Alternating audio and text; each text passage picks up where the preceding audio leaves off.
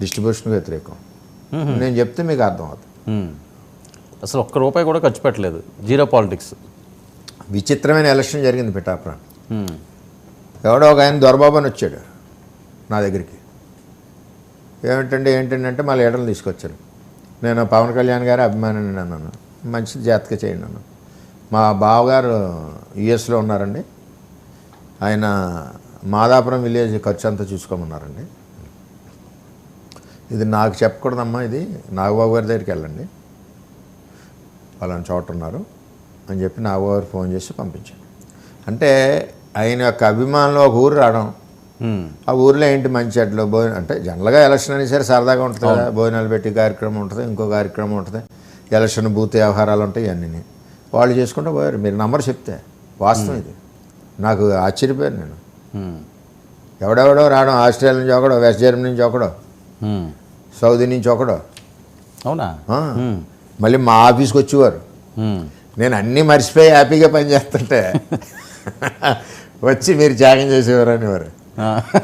వచ్చే ఫోటో ఒకసారి కాదుపడం అంటే వాళ్ళ అభిమానం పాపం తప్పు. అంటే పవన్ కళ్యాణ్ గారి అభిమానులు అంతమంది ఉన్నారు. ఈవేళ మనకు కూడా నలుగురు ఎక్కడికి వెళ్ళినా పలకరింటున్నారంటే ఆయన అభిమానులు, ఆయన మీద ఉన్న అభిమానం, ఆయనకి నేను కూడా ఉండడం వల్ల నా మీద కొంత జాలిని, అంతేగాని వేరేది కాదు. ఏదో మన సొంత గ్రాఫ్ ఏం కాదు, మన గ్రాఫ్ కొంత లిమిటేషన్. అవును, ఇది ఆయనతో కలడం వల్ల లిమిట్ నుంచి బాగా అయిపోయింది. కానీ ఎవరికి అలా ఉంటారు కదండి. మీరు చూసిన ఇన్ని సంవత్సరాల రాజకీయాల్లో ఎక్కడెక్కడి నుంచో విదేశాల నుంచి ఎన్ఆర్ఐలు వచ్చేసి గ్రామాలు తీసుకుంటే, ఇది వాస్తవం అండి. ఇది నేను చెప్పేది మీరు నమ్మరు, ప్రజలు. నాకు ఐడియా ఉంది, ఇది అలా వెళ్తుంటారు అందరూ ఎక్కడికెక్కడ వచ్చి రావడం. ఎవడో ఒకడు వచ్చి చేబ్రోల్లో భోజనాలు పెట్టేవాడు, 4,000 మందికి భోజనాలే. ఇంకోడు ఎవడొచ్చి ఎక్కడో ఒప్పాళ్ళలో పెట్టేవాడు. అంటే ఎక్కడ ఏం జరుగుతుందో తెలిసింది కదా మాకు. అంటే వాళ్ళు కూడా నేను ఎవరో వచ్చి భోజనాలు పంపించారండి అనేవారు. సరే మా నవ్వుతా మంచిది, నన్ను మేము పంపించాలి అనేవాళ్ళం. అంటే వాళ్ళు మేము ఇలా చేసామని చెప్పుకుండి క్యారెక్టర్లు కూడా కాదు, కనీసం ఆయనకి కలిసి చెప్పి క్యారెక్టర్లు కూడా కాదు. పర్మిషన్కి ఏదైనా ఇబ్బంది వస్తే వాళ్ళు ఏమన్నా కొంతమంది వస్తే వెళ్ళడం తప్పితే ఆ విధంగా జరిగింది ఎలక్షన్. మందు చేసా ఒకటి ఇవ్వలేదు. చెప్పమనండి, నియోజకవర్గంలో 2,30,000 మందిలో మన జనసేన పార్టీ నుంచి కానీ తెలుగుదేశం పార్టీ నుంచి కానీ ఒక్క మందు చేసి ఇచ్చామారు. చాలా గొప్ప విషయం అండి ఎన్నికలు ఎలా జరిగింది. అసలు ఇది పవన్ కళ్యాణ్ గారి ఆలోచన కూడా, ఈ రాష్ట్రంలో ఎన్నికలు ఈ విధంగా వెళ్ళాలని ఆయన ఆలోచన. ఎవడేం ఖర్చు పెట్టుకున్నా వచ్చినోడు సరదాగా ఖర్చు పెట్టుకున్నాడు తప్పితే జనసేన పార్టీ నుంచి కానీ తెలుగుదేశం పార్టీ నుంచి కానీ వెళ్ళలేదు. మినిమం ఖర్చు ఎలాగ ఉంటుంది, జెండాలో కొనుక్కోవడం, కార్లు పెట్టుకోవడం, కార్లకి డీజిల్ పోయించుకోవడం, ఖర్చు అసలు ఎవరికన్నా చెప్తే అవి కూడా పోయింది వాళ్ళు. బాబు డీజిల్ లేవే పోయించానంటే పోయింతారు కూడా. అంటే ఎవడకాడు. నేను ఒక విలేజ్లో వెళ్తుంటే మంచి టోపీలు పెట్టుకుని, కళ్ళద్దాలు పెట్టుకుని అమ్మాయిలు ప్రచారం చేస్తున్నారు. ఈ లెవెల్లో కార్యకర్తలు మన వాళ్ళు ఏం కాదు కదా అని బండి ఆపి ఎవరమ్మా అన్నారు. మేము అక్కడ బెంగళూరు నుంచి వచ్చామండి, సాఫ్ట్వేర్ టీం అండి మేము. మరి మీకేం తెలుసా మేము ఇలా ఓటు అడుగుతున్నామండి అన్నారు. సరే, ఇంక దాంతోపాటు సూపర్ 6 కూడా ఉన్నాయి, ఇవి కూడా కొన్ని పాంప్లెట్లు పంపుతాం, అవి కూడా ఇచ్చి అడగండి అన్న. అంటే ఎవడి వర్క్ ఆడు చేసుకుని పోతున్నారు.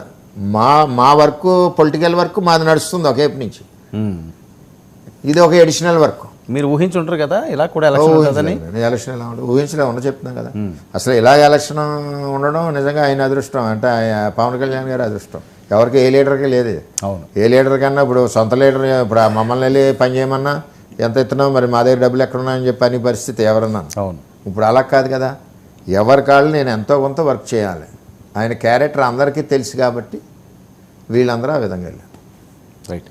గౌరీశంకర్ గారు మరొక కాల్ ఉన్నారు. గౌరీశంకర్ గారు చెప్పండి సార్. మీరే చెప్పాలి, కాల్ చేశారు. వర్మ గారికి ఒకసారి మళ్ళీ మేము ఆయన వర్మ గారు నమస్కారం సార్. మాది అప్పనపల్లి సార్, వెంకటేశ్వర టెంపుల్ ఉంది కదండి, కొబ్బరికాయ వెంకన్న బాబు. పెద్ద బూరి పులిహోర బాగుంటుంది మీ అప్పనపల్లి టెంపుల్. Okay sir. మీరు పవన్ కళ్యాణ్ చాలా హెల్ప్ చేశారు సార్. మీరు సార్ హెల్ప్ కాదు, బాధ్యత. అది మన పార్టీ ఆదేశాలు, బాధ్యత మనం చేయాలి. ఆయన కూడా 144 సీట్లు చేశారు కదా. Okay sir. నా సంకల్పం ఏంటంటే సార్, హలో చెప్పండి. పవన్ కళ్యాణ్ గారు సీఎం అవ్వాలి. మా ఊరి నుంచి నడుచుకుంటూ అరసవెల్లి ఉంది కదా సార్, అక్కడికి వెళ్తామని మొక్కు సార్ నాది. Okay okay. నడాలి, మీరు నడిచి మరి నడిచి టైం వస్తే కొంచెం కొద్ది రోజుల్లో. వస్తాం sir. Okay sir okay sir. సరే. సార్ సార్ ఇదొకటి బాగా నడుస్తున్న అంశం, పవన్ కళ్యాణ్ గారు సీఎం అని ఉంటుంది కదా, ప్రతి ఒక్కరికి ఉంటుంది. కార్యకర్తలు లేకుండా ఎలా ఉంటుంది కదా. ఆయనకి ఉందా అండి జనరల్గా ఆయన మాట్లాడినప్పుడు ఏదో సాధించాలని, లేకపోతే రాష్ట్రం బాగోవాలని ఆలోచన? రాష్ట్రాన్ని అభివృద్ధి పదంలో నడిపించాలి, అవినీతి రహిత ఆంధ్రప్రదేశ్ చేయాలి. ఇద్దరు లీడర్స్దే ఒకటే కోరిక. ఓకే. ఎట్టి పరిస్థితుల్లోనే మందు కానీ డబ్బు లేకుండా ఎలక్షన్ అవ్వాలన్న కోరిక కూడా ఇంకొంది. అంటే ప్రజలు అవి లేకుండా ఓట్లు వేసే పరిస్థితి ఉంటుంది, అలా తయారు చేస్తారు కదా. ఎందుకు రాదండి, ఇప్పుడు మా దగ్గర అయింది, మందు లేదు, ఓట్లు వేసారు కదా. అలాగే ఇంకో చోట మళ్ళీ అలాగే అయిందనుకోండి, ఇంచుమించు ఆటోమేటిక్గా అలవాటు పడతారు. ఇచ్చివాడు ఎవడెత్తాడు మందు డబ్బు కూడా